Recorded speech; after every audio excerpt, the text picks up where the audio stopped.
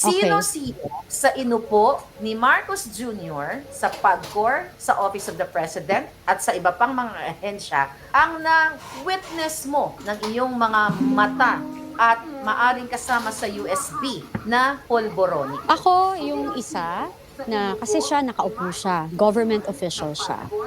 Na-witness ko talaga isa si Altenco. Sa Malacanang meron din. Pero next story. Alam ng PSG yan. Sana nga yung PSG protect the people, please. Ang mga pinaupo ni Marcos Jr. ay kasama niya sa Polvoron session. Opo. Saan tutungo ang taong bayan? Hawak nila ang multi-trillion, we're not talking billions now, trillion budget, national budget. This is a big revelation now that the Opo. PAGCOR chief, nakita mo, ikwento mo paano mo nasabi, Miss Cathy, na kasama si Altenco sa Polvoronic activity. Well, sa isang bahay sa Dasma, madalas nakikita ko siya. Yung get-together namin. Tapos, ginagawa po nila. Minsan nga, di ba, sabi ko siya, naiiwanan pa ng residue. Hindi ho ako tanga na lalabas dito. Alam ko, pwede lang gawin lahat sa akin. Wala ho akong pakialam. Kasi I'm speaking my truth and I'm an eyewitness again and again.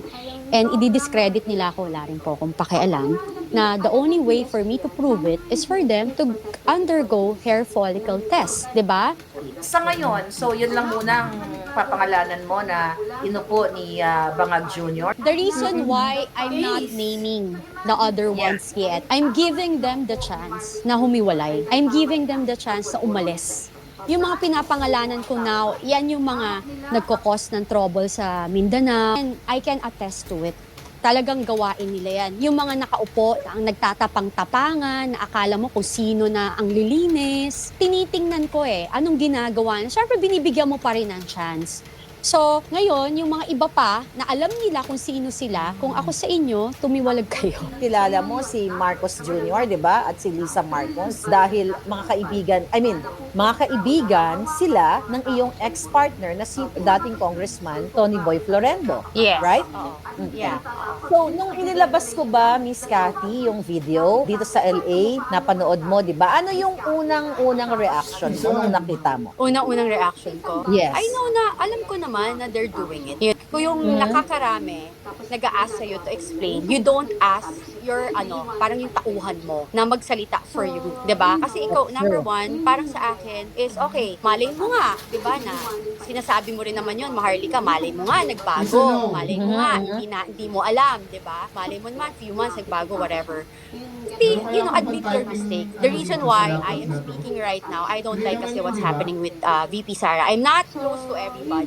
I'm not close talaga. I'm not close to Vice President Sara Duterte and everything.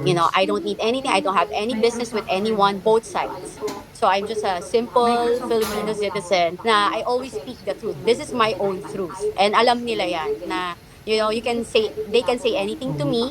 I'm not scared kasi I'm telling the truth. And kapag nagsasabi ka ng totoo at kapag kakampi mo ang Diyos, walang mangyayari sa'yo. Nabully rin kasi nila ako, yung grupo nila. So parang I don't wanna say anything. Natatandaan mo ba kung anong taon mo na-meet si Bongbong Marcos at si Lisa? At sino ang nag-introduce sa'yo sa kanila? Oh, yeah, I remember 2012. In their house, nila ako ni Tony Boy sa bahay nila. Yeah. Napaka-memorable pala ng year 2012 kasi kung napasubaybayan mo yung PIDEA leaks, di ba? Doon sa pre-op and op ni Agent Morales na si Marcos Jr. ay nagpupulburon kasama si Maricel. 2012 yon, March yun. Paano ka na inintroduce ni Tony Boy Florendo sa mga mag-asawang nagwa?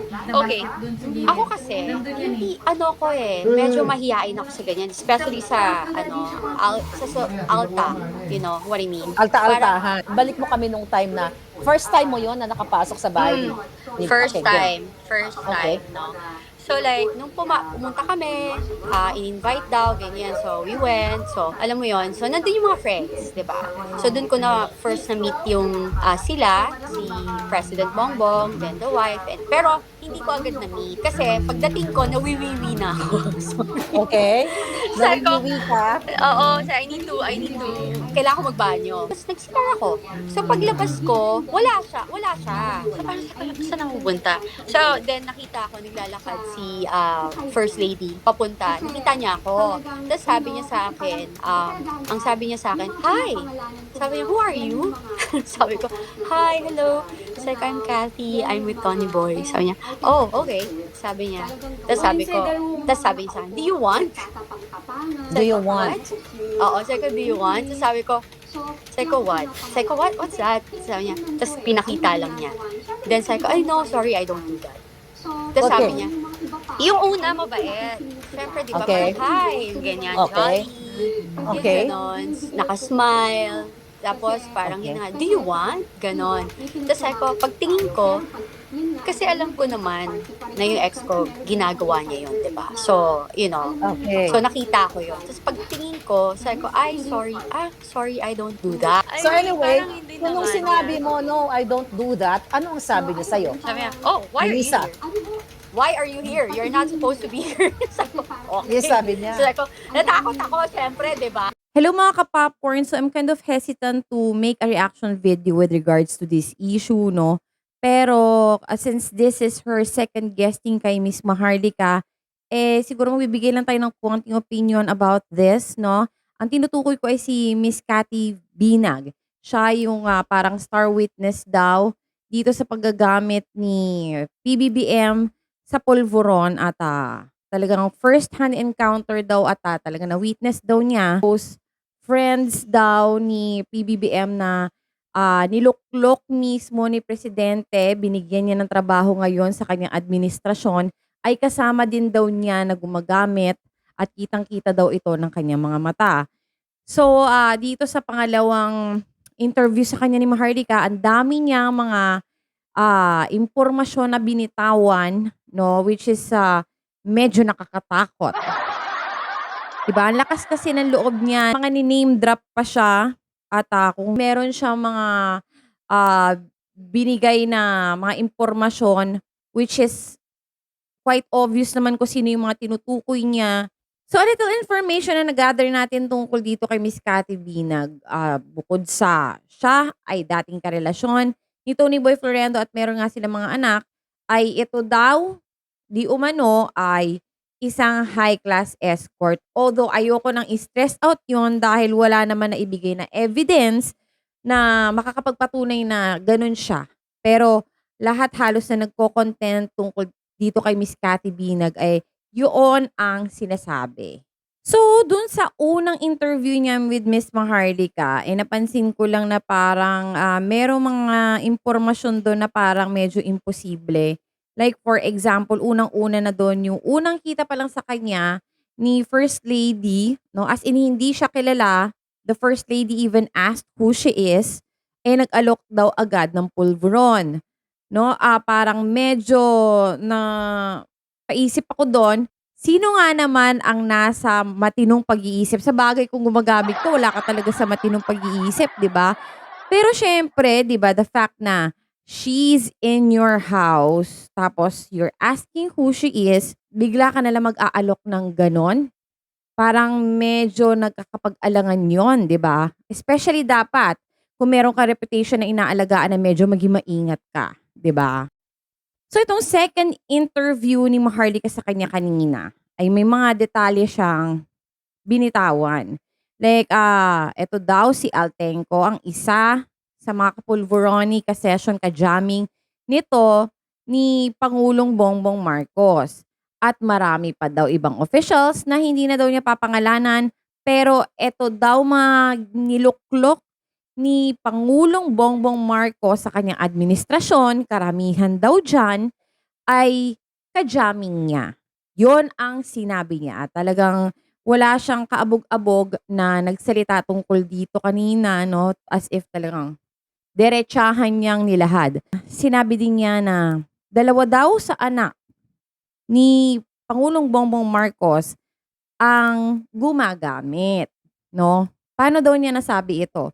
Dahil daw ang anak niya nung nasa Amerika daw siya ay nalaman daw niya due to motherly instincts na may nangyayari sa kanyang anak. malakas ang vibrations natin mga ina kapag may ginagawang hindi maganda yung mga anak natin. So, pinasubaybayan daw niya itong kanyang anak at ayun nga, nalaman niya na itong anak niya ay nai-involved sa mga ganon.